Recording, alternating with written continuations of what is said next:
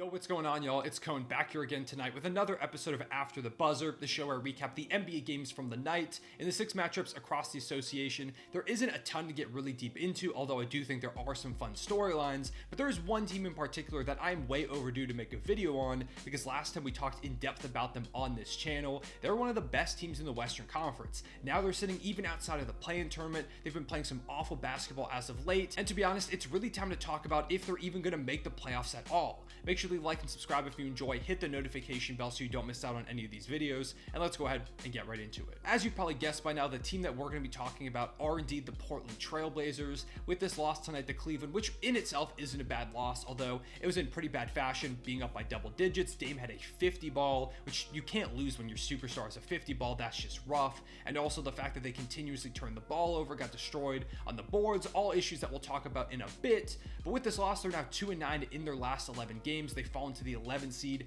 in the Western Conference, being outside the play-in tournament, and they're just half a game up on OKC and Los Angeles, the Lakers that is, who are sitting at the 12th and 13th spots respectively. So if they lose a couple more games and those two teams get a couple of wins, they could be sitting at the 3rd worst spot in the West after starting the season as one of the best teams to begin the year. Over this 11-game stretch, they lost to OKC twice, Denver, the Warriors, the Wolves, the Pacers, the Raptors, the Magic, and like we said, the Cleveland Cavaliers. Now there are some really good squads on here, but there are also many beatable teams, especially if you're trying to be a title contender or at least a playoff team like Portland is at the moment. And this is only going to get worse because according to Tankathon, they've got the 9th hardest schedule in the NBA for the rest of the season. So they've gotten a lot of their easy games, or quote unquote easy games, out of the way. It's only going to get more difficult. And if they're losing over these stretches the way that they are, it's not promising. So let's talk about what's really been going wrong. Now, weirdly enough, they've actually been decently defensively. They're a top 10 defense over these last 11 games, but offensively, it's been kind of a disaster. Right now, they're the 4th worst offense over this stretch, and a lot of it comes back to turnovers. They cannot stop turning the ball over. Every single game, they're just giving away possessions. Like tonight, they lost the turnover battle. Against the Raptors, one of those games I mentioned on their schedule, they had like 22 turnovers, and the Raptors, I think, had single digits. You're not going to win games when you turn the ball over that much. They're averaging 16.5 giveaways over these 11 games, as well as a 17.3 turnover percentage. Both of those the worst marks in the NBA. In fact, it got so bad that Jusuf Nurkic was even talking about his own turnover issues in a post-game press conference, saying, hey, I've got to be better, and I'm sure the rest of the team has to be too, because it's just bad offense. You can't get in a consistent offensive rhythm when you're consistently giving the ball away. You can't get up good shots if you're just handing the opposing team a chance to score, and it makes comebacks, especially in those clutch time situations in the 4th quarter. If you're giving the opposing team extra shots, you're very rarely going to come out with wins. 4th quarters are another issue for them, especially down the stretch. They've had so many really close 1-possession, 2-possession losses over these 11 games that you would think the Portland Trailblazers would win when they've got one of the best clutch players in the NBA in Damian Lillard. In fact, one of the best in NBA history, I would go as far to say. They've also had multiple game winners early on in the season. You had Jeremy Grant hit one. Anthony Simons had a game winner as well. You would think that with all these clutch players, in theory, they would be able to get things done, but they just consistently can't, whether that's from giveaways, getting hustled on the offensive glass, whatever they're doing, it's happening in numbers. Another big issue is bench scoring. Tonight, they had just 9 points coming from their bench. The other night, I think last time I talked about them in one of these videos, they had just 3 coming off their bench, all from Shaedon Sharpe. When I say all, like it's some large margin. They just can't get guys scoring consistently off the bench. And I know they've got a couple of guys hurt, but even still, you have to be able to get consistent production, or you've got to make some moves, which I do think they need to bring in some type of bench scorer, just anybody to come in and produce when your starters, or at least most of them, aren't on the court. I know you can stagger minutes with like Dame or Anthony Simons, but you've got to have some guys that can come in off the bench and provide that spark consistently. Tonight in particular, they got destroyed by Evan Mobley and Jarrett Allen down low. Emob had 17 points, 8 rebounds, and 3 dimes, while Jarrett Allen had 24 points, 10 rebounds, and 6 assists. They got doubled up on the offensive glass and gave up 8 more rebounds than they grabbed themselves. A big difference maker, especially when you're turning the ball over. You have to get some of those possessions back by grabbing offensive boards, and they just can't do that, especially against a team like Cleveland. In their next 4 games, they face off against the Mavericks twice, the Sixers, and the Denver Nuggets. These are 4 really hard games, and once again, I could realistically see them losing all of these and falling to probably the 13th seed in the Western Conference at that point. And sure, they're once again, as I say, for all of these teams, the conference is really close. There is plenty of time for them to come back, and when you have Damian Lillard and a lot of these solid pieces, I do think there is a chance for them to re-rise to be one of the probably top 7, 8 teams in the Western Conference. I'm not feeling super optimistic about them being one of those top 6 teams, but I do still think there is a chance for them to at least make the play-in tournament. But when you look at some of those other teams that are going to be in the play-in, how many of them do I trust over this Portland team? Like I said earlier in the season, I felt pretty confident. I really thought this was one of the better Portland rosters, and I even made a video apologizing, saying I didn't really believe in the Blazers. I don't even know if I picked them to make the play-in tournament, and they were looking great. They were playing some amazing basketball. Felt like Damian and Simons had really figured things out as a backcourt. Like I said, Jeremy Grant felt like a borderline all-star role player. Like Josh Hart was playing well.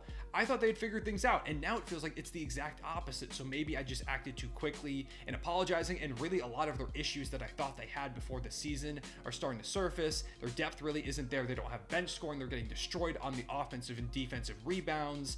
Turnovers, absolutely ridiculous. They cannot continue to have these issues, and if they don't fix these problems, which there are a lot of holes right now in this sinking ship, it's going to sink faster and faster. And yes, I do know that they've dealt with some injuries. In particular, Damian Lillard has missed some time, but basically every team in the West has had some major injuries at one point or another this season. I'm not really using it as an excuse anymore. You've got to still be able to get wins when you're missing some of your better players, even if they are a superstar like Damian Lillard. The Blazers haven't really managed to do so. Even when they're pretty healthy, they're still in a free fall at the moment. In some other league news, we had the Mavs versus the Lakers, which is a game that went to double overtime, mainly due to Luka Doncic having consistent heroics, hitting multiple clutch step back threes, which is a shot that it feels like it goes in basically every time he takes it when the clock is winding down. He had a 35-point, 14 rebound, 13 assist triple-double in an eventual win for Dallas. Christian Wood also helped out with 24 points, 14 boards, 6 assists, and 5 blocks. One of them was super crucial on LeBron James towards, I believe it was the end of the first overtime.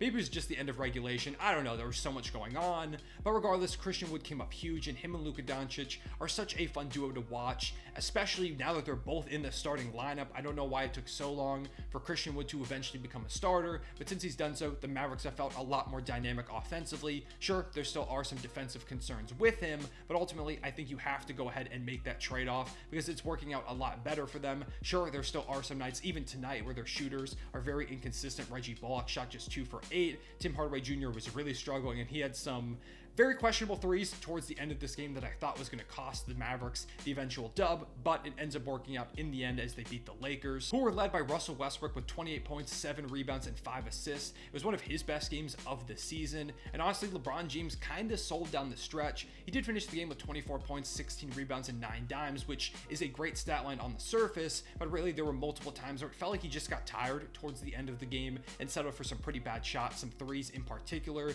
He finished the night, I believe, 0 for 6 from downtown, including at the end of the game taking multiple threes that kind of just felt like, you know, whatever, I'm going to go ahead and get this shot if we have to take a three, which is an issue with the Lakers consistently. On their roster right now, there's very few players, if any, that I would consistently trust to hit that big three in moments where you desperately need it, whether say you're down 4 and you've got to go ahead and make up some ground, or you need a 3-ball to tie it and send it to overtime or something, or even if you're down 2 and you're trying to hit a 3 to win it, LeBron James is probably their best option. And tonight he was absolutely frigid from the arc, so they don't really have any great options. They've got to add a shooter, and like I mentioned, they're right now at the 13th seed in the Western Conference, falling behind the OKC Thunder after they won tonight, which we'll talk about in a little bit. But yeah, Lakers really missing Anthony Davis, and while things have looked a bit better as of late, right now they're kind of on a downturn. Then we have Heat versus Bucks, which is one of the NBA's current biggest rivalries, I would say, and Miami ends up getting this win led by Gabe Vincent, who had 28 points, another gem that Miami happened to find. You've also got Bam Adebayo, who had 24 points and 12 boards.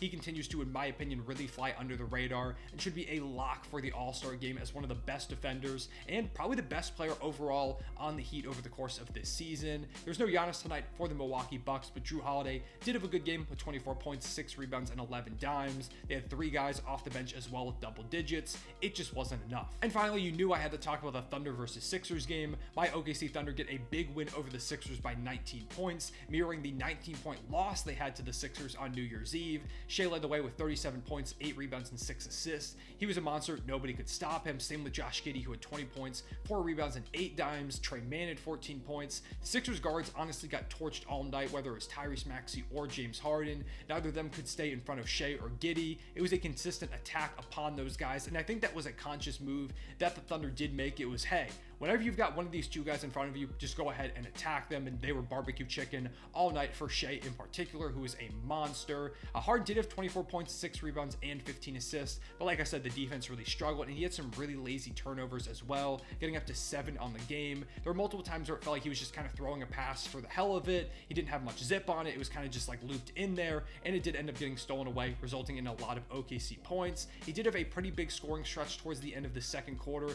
to keep the Sixers in the game, but ultimately it wasn't enough as they did end up catching the L. Also, shout out to Joel Embiid with 30 points, 10 rebounds, and 2 dimes, but he didn't play a ton of minutes because he was in foul trouble. To wrap things up, we had Tatum lead the Celtics to a win over the Brooklyn Nets without Jaylen Brown, who's going to miss about a week or so with an injury. Hopefully he's able to get back soon. You also had a double-double from Marcus Smart in that W. And for the Raptors, they beat the Hornets, led by 35-7-3 on over 80% shooting from Pascal Siakam, who is a bona fide all-star, and LaMelo Ball did have 32 points, 7 rebounds, and 4 dimes in the losing effort. With all that being said, I appreciate y'all watching. Make sure you leave a like and subscribe if you enjoy. Hit that notification bell so you don't miss out on any of these videos. And go ahead and comment down below letting me know what you think the Portland Trailblazers need to do. Do they have to trade one of their big name guys? I've seen some Blazers fans on Twitter recommend trading Anthony Simons. Do you think that's a good move, or do you think that's a little bit too out there and a bit too reactionary? What would you do if you were Portland, and do you think they end up making the playoffs as currently constructed? Let me know all that, as well as your biggest takeaways from the games tonight in the comment section below. Appreciate y'all watching. I'll see y'all later. Real One, say it back.